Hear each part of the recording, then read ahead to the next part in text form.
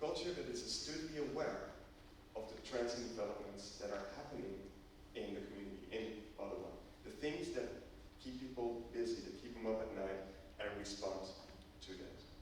Now, fortunately, there's a whole movement of museums and other cultural organizations taking responsibility for the world they are part of. This was just 10 days ago. For the first time, museums joined the Fridays for Future climate action movement.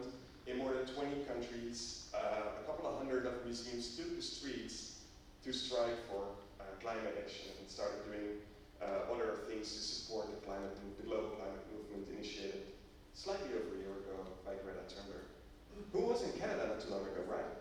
Yeah. Amazing. So, conscious, clicking the wrong button. Okay. Oh, I'm holding it upside down, sorry.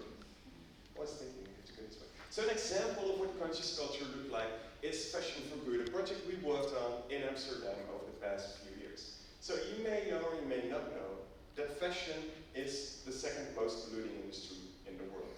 The fact that we go every fall and every autumn to buy new clothes is a huge negative footprint on the earth in terms of weight, in terms of water usage, etc. So this is a cultural institution that tries to change that narrative. And it does so by inviting people in to learn about fashion. It invites people in to see why do you wear the clothes you wear? Why do you dress the way you dress? It asks them these questions, and it tells them stories about why people dress. So it does a lot of these classical cultural museum-y things, right? It tells the story of fashion, the history of fashion. Where does it come from? When did we start to buy something new every 2 weeks?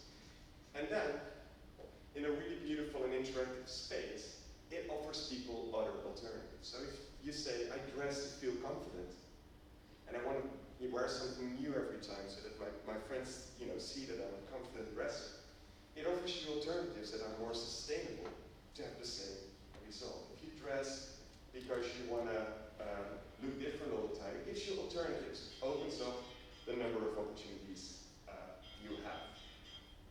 And it does this also by focusing on education and research and all these other things that cultural institutions do. So at any given moment, there's about 20 startups investigating new and more sustainable ways for the whole fashion industry, from packaging to materials, etc.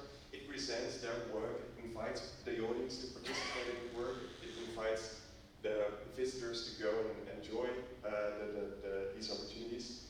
And one of the most beautiful things, or a very funny anecdote that happened to me there was, in terms of opening the opportunities for people, is I was standing at the door one day, inviting guests in, and an American,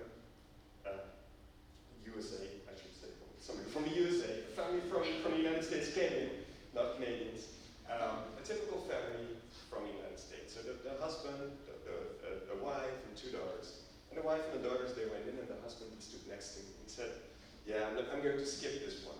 This is about fashion, that's not for me. Okay, why not? I said, well, I haven't bought anything new in the past 30 years. All right. So I told him, that's fantastic. This is exactly for you. You make sustainable choices.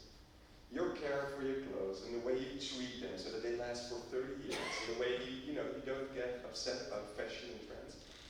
That's a great way. Everybody should take an example of you. And the man started smiling and he said, well, you may have just saved my marriage. The next time my wife goes and complains, I can tell her that I'm making sustainable choices for fashion. It's a joke, of course, but it's a way how culture has expands the horizon of people and allows them to make better choices than we normally do.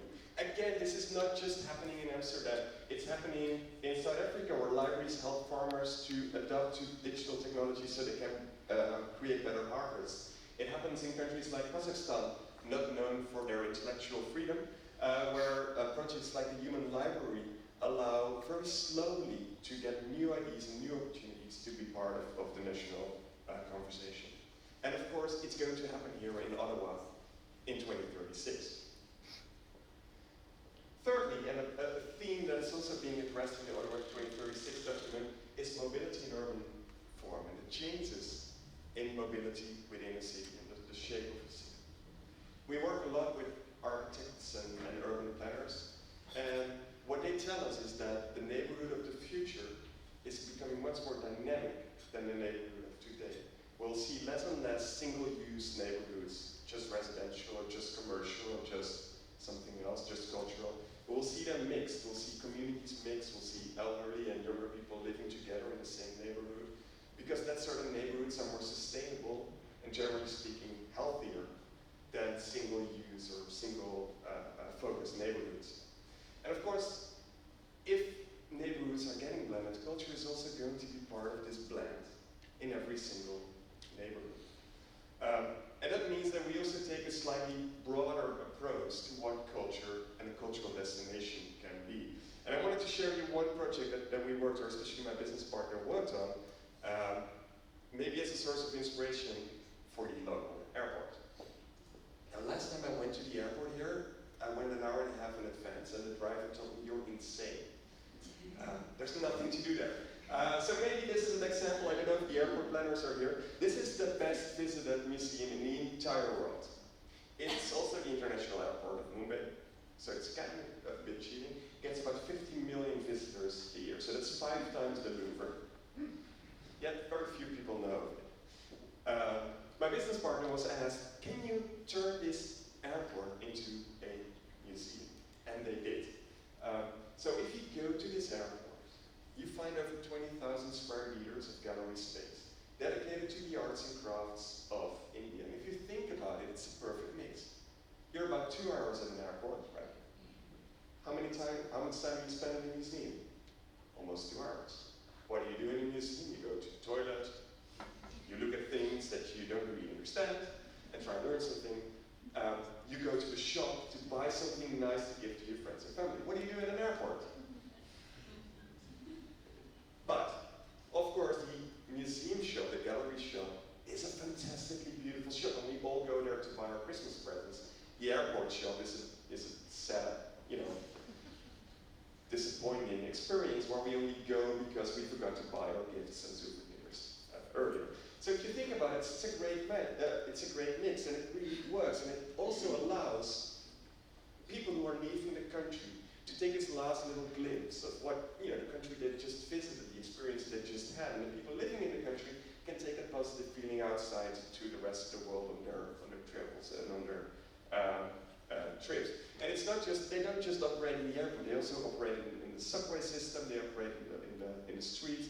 They really turn the entire city into a place where they can show and tell the story of doing arts and crafts, with modern artists, with contemporary artists, with everyone.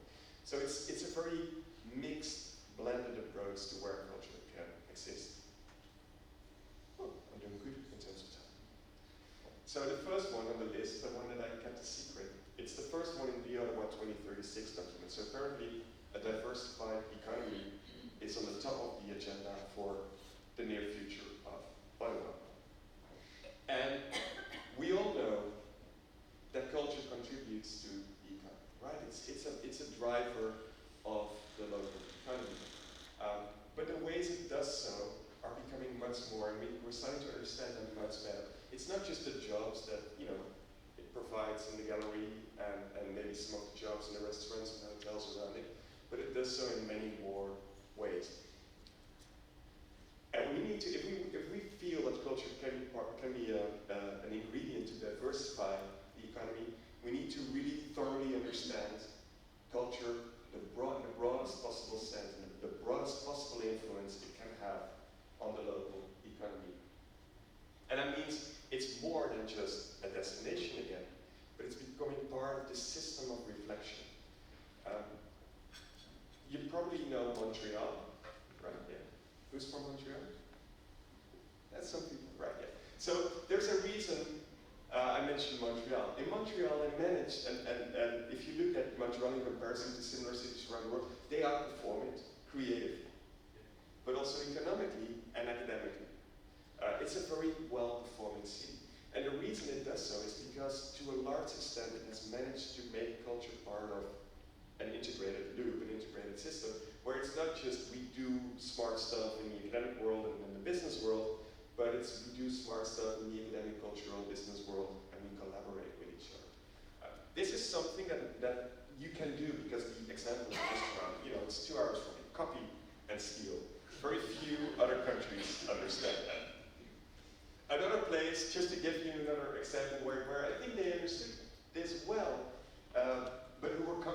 much worse situation is the beautiful city of Aubusson in France, where nobody's been. You've been to Aubusson? You've actually been to Aubusson? Wow. It's a beautiful museum. And you also know, this is insane, I never meet people who've been there.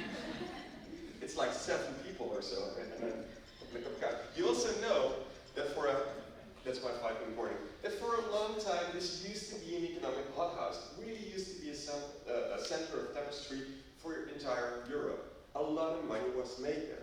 But then, of course, tapestry is pretty labor intensive and it got in decline, and the city didn't really work well anymore. It kind of like lost its industrial edge. Until they opened the International Center for Tapestry, and especially used this as a way to reinvigorate the local tapestry industry, where they're now making modern tapestries that are really adding to the local economy.